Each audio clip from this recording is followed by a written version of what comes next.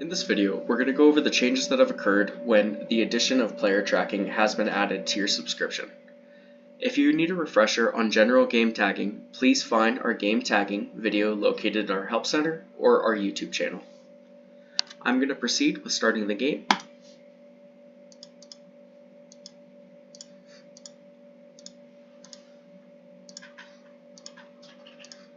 What you will find has changed is you are able to choose your preferences. You could turn video recording on or off using this toggle, as well as include player tracking. If you toggle the record video off, you will no longer be able to use player tracking. If you'd like to record video but not include player tracking, you can deselect this option here. And we'll select next.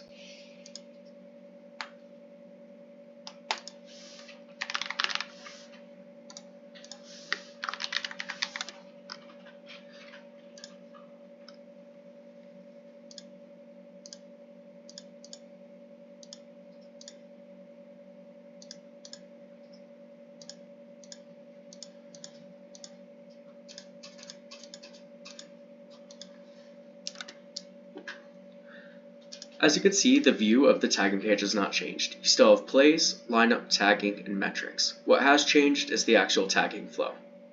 We'll add a play. We'll go through the normal tagging flow. We'll say this was a fastball, that was in play. It was a line drive that resulted in a single with no outs and no runs. At the very bottom, what you'll see is the fielding sequence, where we could go ahead and add where the ball was hit and who threw to who. We'll say this was hit to the left fielder, who fielded the ball, who then threw it to the cutoff as the shortstop, who then threw it back to the pitcher. We'll go ahead and save these changes and save the tag. What you'll find is the base runners is now also active, so you'll see that this player has now reached first base and will save as so.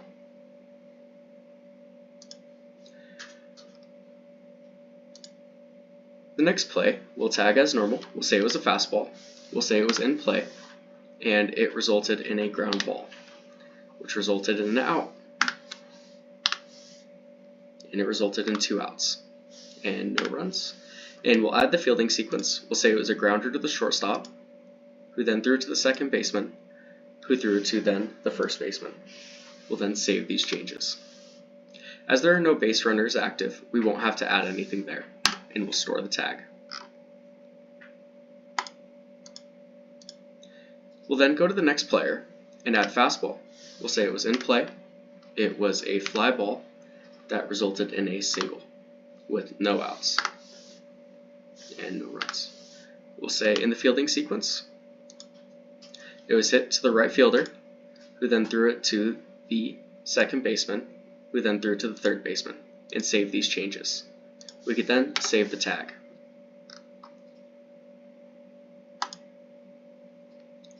We'll then say a fastball was hit, it was in play, and it was a fly ball that resulted in a single with no outs and no runs.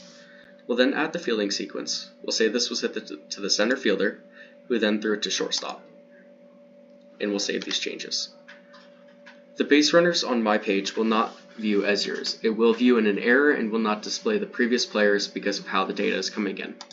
What you would see on your system is that this Matt Barnes would still be located on second base, and the Bobby Dalbec would then be located on first base. On this hit, if Matt Barnes was able to make it to third base, you can drag that player to third and finish the process. You can then save this tag. And this is the process of player tracking tagging. If you have any questions, please reach out to our support team. Thank you very much.